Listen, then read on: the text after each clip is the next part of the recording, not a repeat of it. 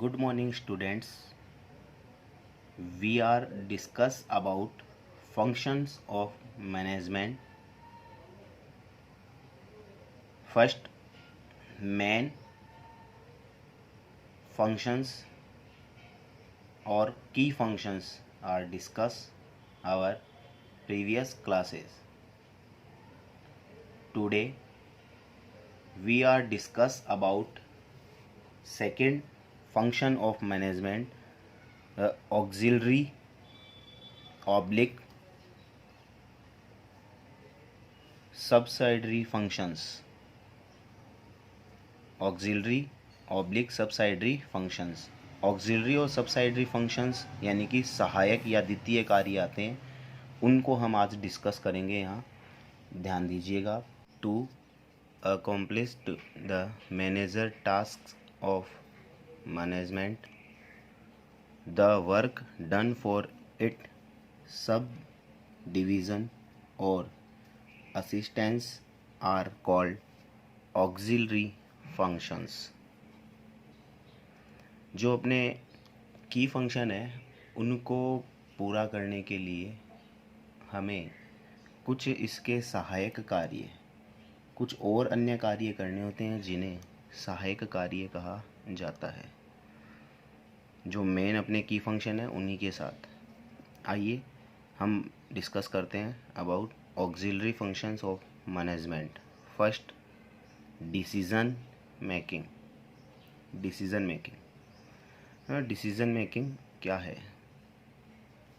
This is the process of selecting one of the best options available in relation to doing और not doing any work. Again, this is the process of selecting one. This is the process of selecting one of the best options available in relation to doing or not doing any work. किसी भी कार्य को करने या न करने से संबंधित रिलेटेड हमें जो विभिन्न अपने पास जो वेरियस टाइप है ना ऑप्शनल जो अवेलेबल है, उनमें से किसी वन बेस्ट ऑप्शन का हमें सिलेक्शन करना है, सेलेक्टिंग करनी है। तो this is the process of selecting one of the best options available in relation to doing और not doing any work. This is an intellectual process. This is an intellectual process, ये एक बौद्धिक प्रक्रिया है। By which a suitable option is selected from some of the possible options for the solution of or objective of a problem. Again, this is an intellectual process by which suitable option is selected from some of the possible options for the solution और objective of a problem. किसी समस्या के समाधान या किसी उद्देश्य के लिए हमें जो कोई पॉसिबल ऑप्शन हमारे लिए हो, संभव कोई विकल्प हमारे पास हो, कोई ऑप्शन हो हमारे पास, जिसको हमें सेलेक्ट करना है ताकि हम अपनी किसी प्रॉब्लम का सॉल्यूशन कर सकें। ऐसी जो प्रोसेस है इंटेलेक्चुअल प्रोसेस, ये डिसीजन मेकिंग है। मैनेजर्स हैव टू, जी देखिएगा यहाँ पे, managers have to take important decision every moment. जो मैनेजर्स हैं वो every moment important decision making ही करते हैं। तो managers have to make important decisions every moment which affect the organisation functioning and performance. ऐसे कोई भी मूवमेंट जो अपने ऑर्गेनाइजेशन की परफॉर्मेंस और उसके जो फंक्शंस है उसको इफ़ेक्ट करने वाले हों, ऐसे मूवमेंट पर एक मैनेजर्स को इम्पोर्टेंट डिसीज़न लेना ही होता है, डिसीज़न करना होता है। Make important decision, managers have to make important decision every movement which affect the organisation functioning and performance. जी next, this managerial task is involved in every action to decision making. कितनी अच्छी बात कही है, ध्यान से सुनिए. This managerial task is involve in every action of decision making. ये बता रहा है कि एक मैनेजर जो कुछ भी टास्क कंप्लीट कर रहा है, जो कुछ भी कर रहा है, उसमें इन्वॉल्व है. क्या इन्वॉल्व है? Decision making. उसे अपने एवरी जो एक्शन है, एवरी एक्शन, उसमें डिसीजन मेकिंग करना होता है. देयरफॉर हर्बर्ट साइमन से दैट, और इस संदर्भ में जो ये बात यहाँ पे लिखी है, this managerial task is involve in every action of decision making, वो अपने जितने भी वर्क कर रहा है उन सब में इन्वॉल्व है डिसीजन मेकिंग. तो इसके लिए हर्बर्ट साइमन से that decision making and management, decision making जो हम पढ़ रहे हैं अपना फंक्शन ऑफ मैनेजमेंट, तो decision making and management are synonymous बताया है. सिनोनिमियस का मतलब होता है समानार्थी.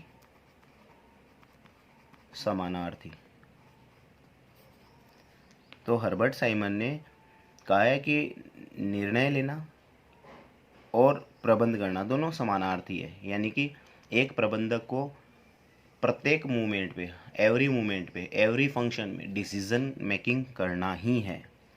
Peter Drucker said decision making is selection between various alternative. देखिए बहुत अच्छी बात पीटर ड्रकर ने कही है. Decision making is selection between various alternatives. जी, तो ये डिसीजन मेकिंग अपना फर्स्ट फंक्शन, इसमें जो ऑक्सिलरी फंक्शन हम पढ़ रहे हैं इसमें कंप्लीट हुआ.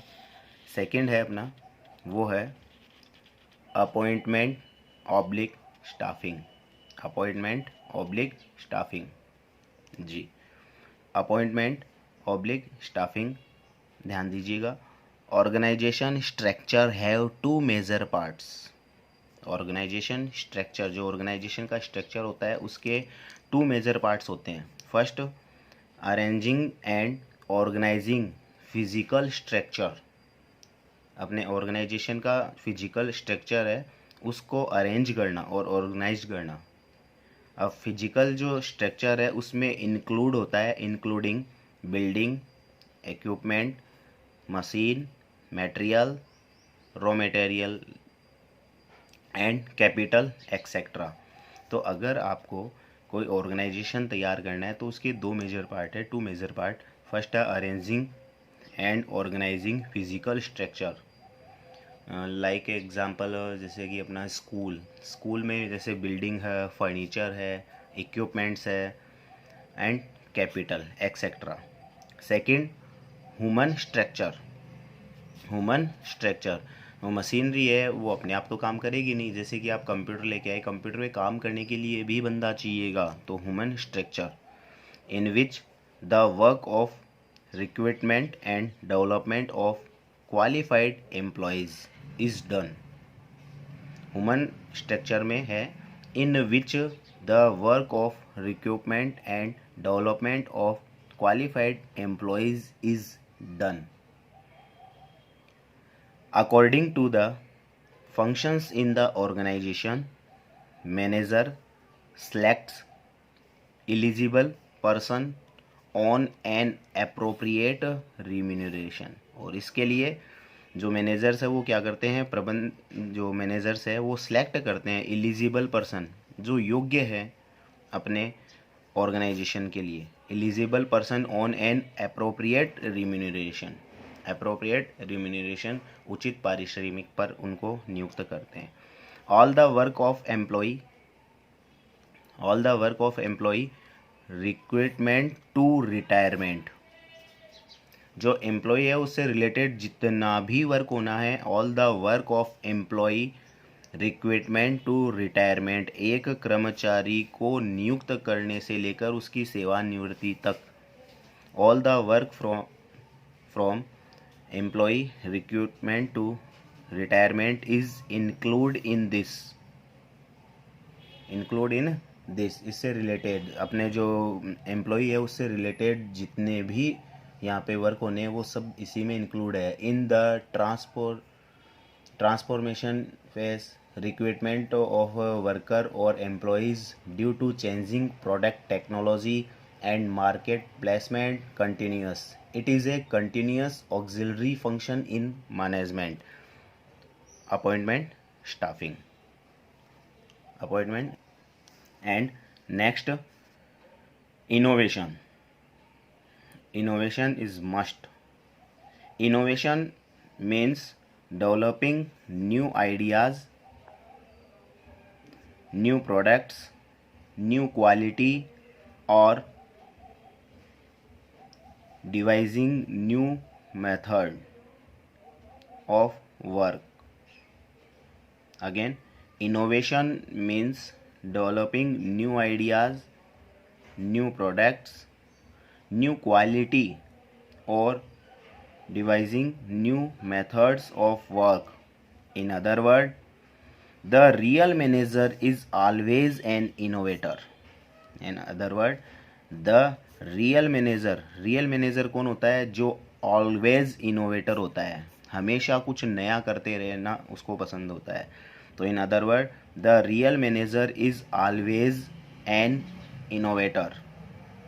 In the opinion of Ernest Dell, in the opinion of Ernest Dell, innovation is an important function of management. Innovation is an important function of management. Ernest Dale ने इसको auxiliary function नहीं माना है, इसको main function माना है, main important function माना है. Innovation is an important function of management. It consists of developing new and better ways of doing things. It consists of developing new and better ways of doing things. कि हमें कुछ करने के लिए कुछ नया रास्ता या नया तरीका कुछ ऐसे खोजना, यही इसमें शामिल है, ये इनोवेशन है. फॉर एग्ज़ाम्पल हम यहाँ ले सकते हैं मोबाइल फ़ोन्स हम इसमें ले सकते हैं. आप जानते हैं we all use mobiles.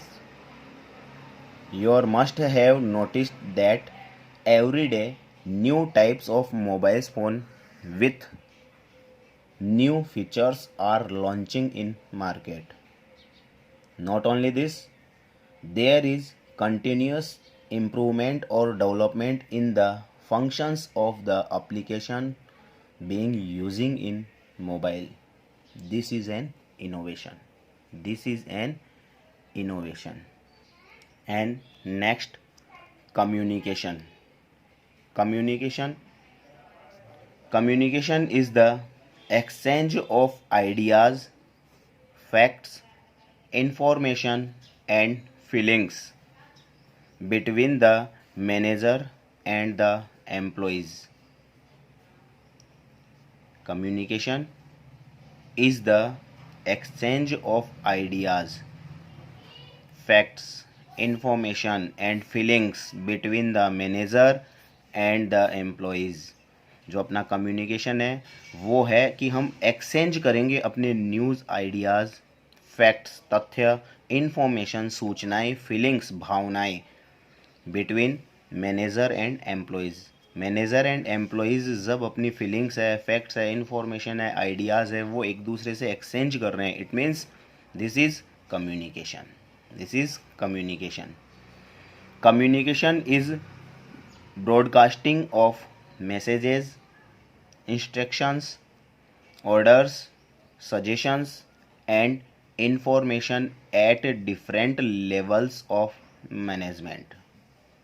Different levels of management अपना नेक्स्ट टॉपिक होगा, उसमें हम इसको और अच्छे से पढ़ेंगे. तो ये यहाँ पे बोल रहा है communication is broadcasting of message, instructions, orders, suggestions and information at different levels of management so that the employees may complete their task efficiently. कि जो कम्युनिकेशन है इससे ना ब्रॉडकास्टिंग होता है कि ना प्रसारित होते हैं अपने, जैसे मैसेज है, इंस्ट्रक्शन है, ऑर्डर है, सजेशन है, सो दैट द एम्प्लॉयज़ में कंप्लीट देयर टास्क इफ़िशिएंटली, जिससे जो एम्प्लॉयज़ है वो अपने जो टास्क उनको मिलते हैं उनको इफ़िशिएंटली उनको ना वो कंप्लीट कर सकते हैं। It is the managers important task of implement a smooth communication system or structure in an organization. It is the manager's important task to implement a smooth communication. Smooth communication hard नहीं होना चाहिए, smooth communication system और structure in an organisation. Empiricism, rumours, empiricism means होता है अनुभववाद, rumours अफवाहें, conflicts जो होते हैं वो होते हैं अपने संघर्ष, मलिशियस दुर्भावनाएं। तो जैसे यहाँ दिया हुआ है स्प्रेसिज्म, एम्प्रिसिज्म, रूमर्स, कॉन्फ्लिक्ट्स, मलिशियस, ये जो स्प्रेडिंग होते हैं, स्प्रेडिंग यानी कि फैलना, स्प्रेडिंग यानी कि फैलना, जो इनकी स्प्रेडिंग होती है अमोंग द एम्प्लॉयज़, जो एम्प्लॉयज़ है उनके बीच, तो इस चीज़ को रोका जा सकता है। Can be overcome bye effective communication. Effective communication से ये सारी चीज़ें हैं इनको ओवरकम किया जा सकता है, इनको ओवरकम किया जा सकता है इफ़ेक्टिव कम्युनिकेशन सिस्टम से, by effective communication system. And next, representation, staying in touch with the external constituent, staying in the touch with the external constituent, जो बाहरी तत्व हैं, संघटक है, उनसे टच में रहना, और elements effecting each business, building good relationship with them, maintaining those relationship, conversing with them, getting them engaged, and protecting the interest of organization. All these work is absolutely necessary in today's era. Again, staying in touch with the external constituent or elements affecting each business, building good relationship with them, maintaining those relationship, conversing with them, getting them engaged, and protecting the interest of organization. All these work is absolutely necessary in today's era. इसमें बताया गया कि प्रत्येक व्यवसाय को, every business, each business, प्रत्येक व्यवसाय को जो प्रभावित करने वाले यानी कि इस पे इफ़ेक्ट डालने वाले जितने भी बाहरी तत्व हैं, संघटक है, इंटरनल कॉन्स्टिट्यूएंट एंड एलिमेंट्स, जो इसको इफ़ेक्ट करते हैं, इफ़ेक्टिंग ईच बिजनेस, उनसे कंटिन्यू टच में रहना, उनके टच में रहना, उनके टच में रहना, उनसे अच्छे संबंध, building good relationship with them, संबंधों को बनाए रखना, maintain those relationship.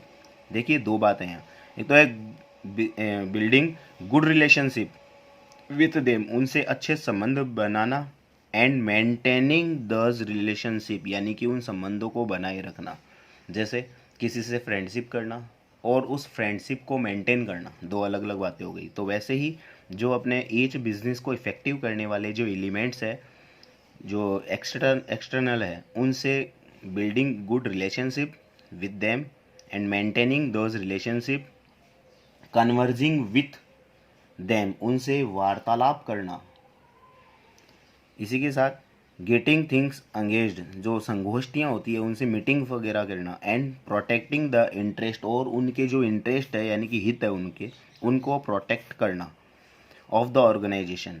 All these work, ये सारे के सारे काम absolutely necessary in today's era, आज के युग में नेसेसरी हो गए हैं। अब्सोल्युटली नेसेसरी यानी कि एकदम नितांत आवश्यक है, बहुत ज़्यादा ज़रूरत है इस चीज़ की कि हम इस चीज़ का ध्यान रखें। ये सारी चीज़ें हमसे जुड़ी है, इफ़ेक्ट करती है प्रत्येक व्यवसाय को, ईच बिजनेस।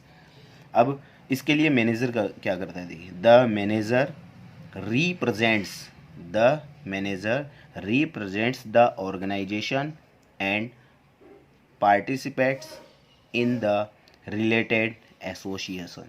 जो अपने बिजनेस को इफ़ेक्ट करने वाले जो एसोसिएशन है उन से जुड़ता है और अपने जो ऑर्गेनाइजेशन उसको रिप्रेजेंट्स करता है, represents the organisation and participant in the related association, party और union for so. Thank you.